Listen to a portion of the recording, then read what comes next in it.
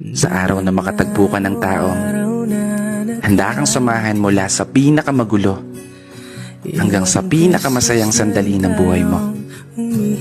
Huwag mo nang pakakawalan. Kasi sa mundo na ginagalawan natin ngayon, isang hamon ang makakita ka ng taong magmamahal sa'yo ng tapat at totoo. Taong maituturing mong palagi. Oo, palaging mananatiling sa'yo. Palaging uunawa. Palaging magpapahalaga. Taong tatanggapin ka ng buong buo maging sino ka pa.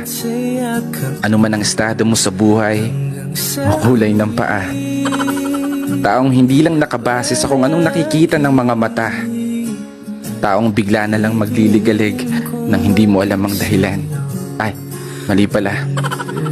Taong makakasama mong mangarap at abutin ito ng sabay. Taong aalalay, lalo sa mga panahong natatakot kang tumulay. Takot kang sumugal, takot kang humakbang.